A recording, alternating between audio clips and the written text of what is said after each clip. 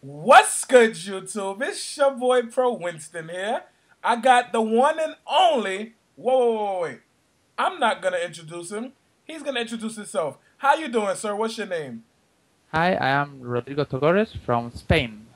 So right now you're all the way in Spain. Yeah, I am in Madrid.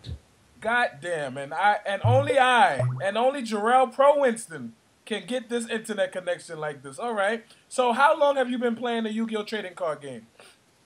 I have been playing since I was 13 years old. Now I'm 22, so that's 8, 9 years. Uh So, huh. but I think my breakdown to competitive play was since 2004. Mm-hmm. I played my first tournament, national championship here in Spain, and I won. Oh, all right, all right. So, how is it over there in Spain? Like, do y'all use like Re- totally different decks or what? No. Usually in Spain, we don't play a lot of. My locals are from like 15 to 20 people, Uh huh. but every player plays a competitive deck. No random decks.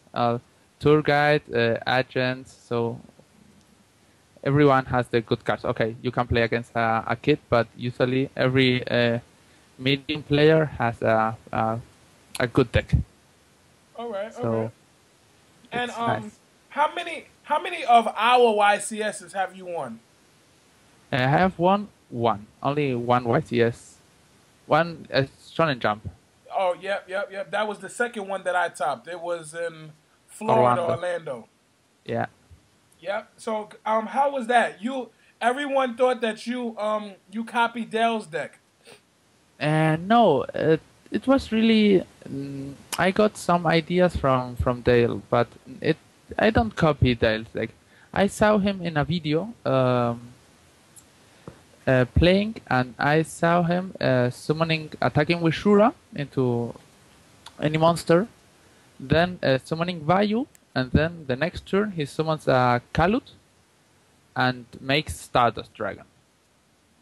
So because Vayu's effect gets negated because of Shura.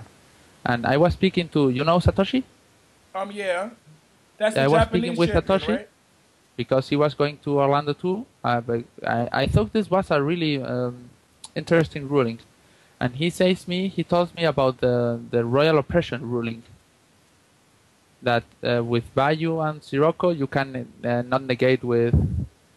And then I searched more out, and if you make the chain correctly with Blizzard and Chain Whirlwind, and not Chain Whirlwind, no, and Black Whirlwind, your Uh huh. opponent cannot negate the Royal Oppression. With Royal Oppression, the Blizzard, so you get your monster in any case, or you can surround maybe in Bottomless Trap Hole. All right, all right. Uh, and then I built a deck. I tested it on Yu-Gi-Oh! Virtual Desktop from all these ideas I get, and amazingly, I only lost one game every 15 or so, All right, all and right. then I decided to play it in Who in Orlando. how many what how many decks do you think are good right now? Right now, so really tier one, I think so.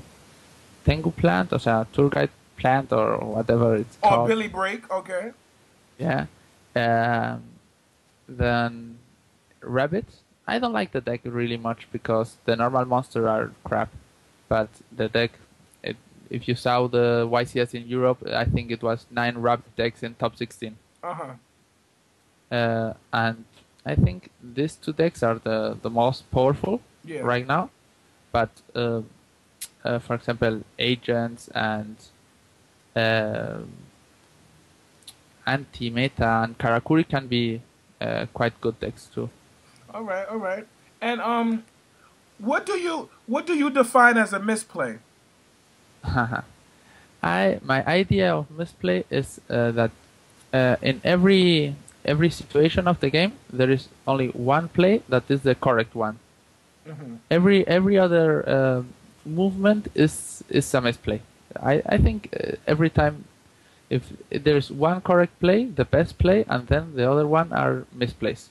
But depending on the situation, because Yu-Gi-Oh is a game that you don't have complete information.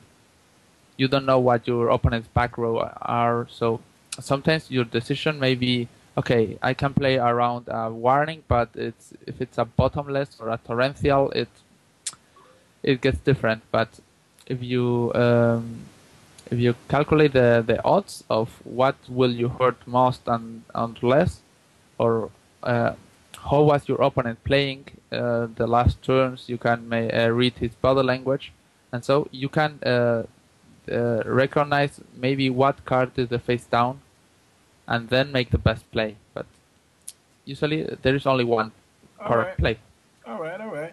And if you had to name one person in America who that you look up to, who would it be? Right now, I think no one. So really, I have a lot of friends and I know a lot of good persons. But years ago, my favorite player was Emon Ganahan. Iman, okay. Emon. His decks he played every time, so return decks, so Vasu and Chaos Return, and I thought this deck was so broken. And as a player, I thought when he was playing, he was the best player without any dupe. All right. For sure. There's some rumors around going that since you're a magician, you can do things that no one else can do. Is that true? I can learn anything I can do with magic tricks. It's only a hobby. You can learn it on YouTube. Oh, all right. So you don't cheat when you play Yu-Gi-Oh? No, I don't cheat. You can. When I play, I play really hard. So it's not cheating. But if my opponent makes a misplay, if he wants to take a movement back, or if he plays, I try to capitalize on this, because I haven't traveled 500 kilometers, 1,000 kilometers to play a tournament and to give my games away for free, because it costs me money to travel to these events. So if I let you correct your play, it's not the correct thing. If you can see when I am shuffling in any good tournament, I am shuffling on all the cards. I am shuffling face down. So I don't know. I maybe can show you. If you see the final of the European Championship, I shuffle like so. So I have never the cards on the. All right.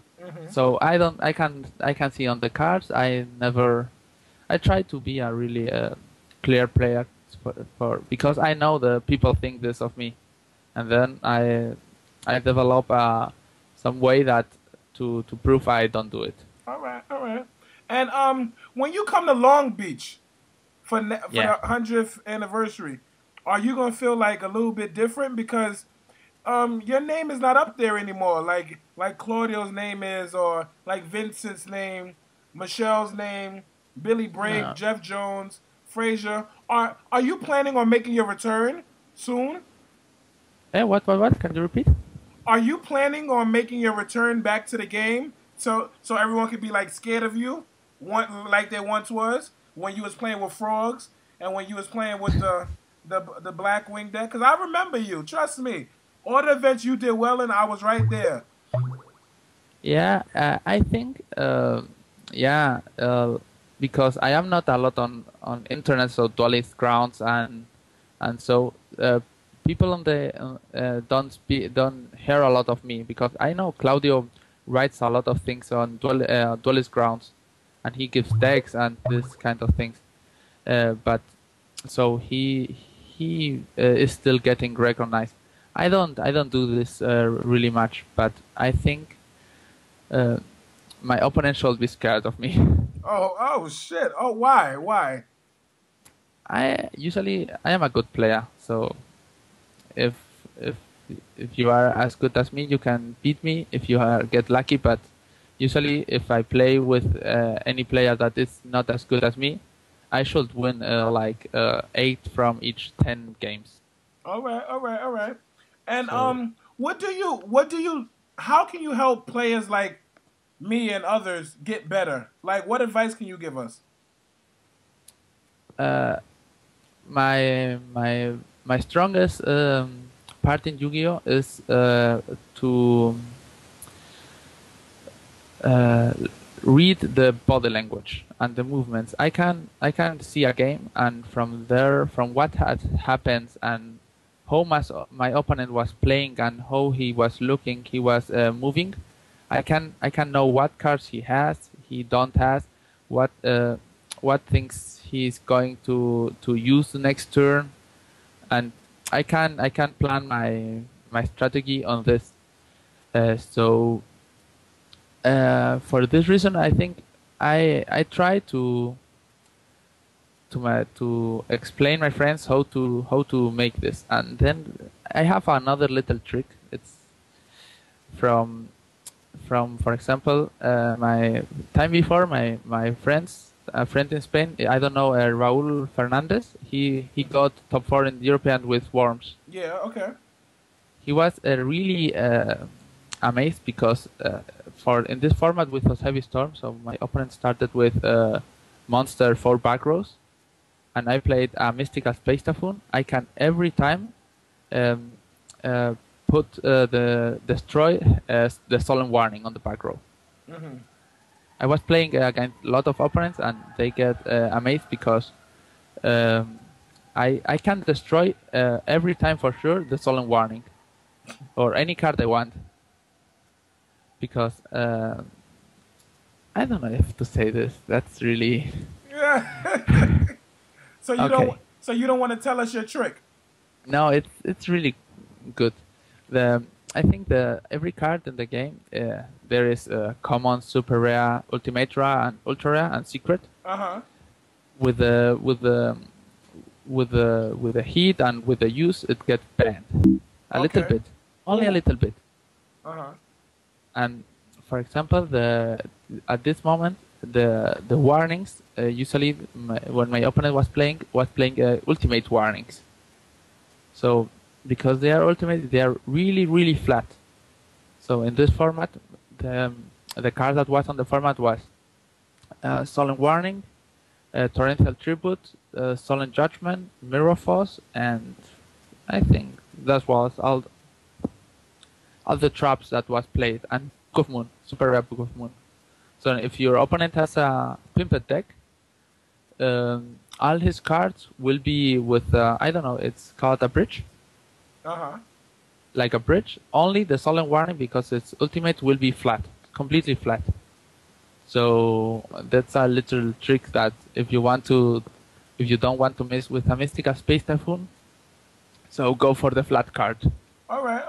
No, it's not so good because people play super rare Solemn Warnings, but if you want to go for sure every time, now I will go every time for the card that is with a little bridge. All right. Usually it's Torrential Tribute. All right. Well, thanks for appearing on the show. Would you like to do a part 2 later on? Okay, no problem. You're welcome. All right. Thank you, sir. Thank you. And you already know if it's not pro, it got to go. Wait, hold up. I want you to say it in Spanish. Eh? I want you to say my line in Spanish. My line? Yeah, say you already know if it's not pro, it got to go in Spanish. Whoa, I don't understand. That was too fast. All right. Say, matter of fact, easy. Say deuces in Spanish. Deuces? In Spanish? Adios. That's how it is? Adios? Oh, adios? Adios. Goodbye? Yeah. Adios y muchas gracias. All right. Goodbye, and Adios, thank you very amigo. much.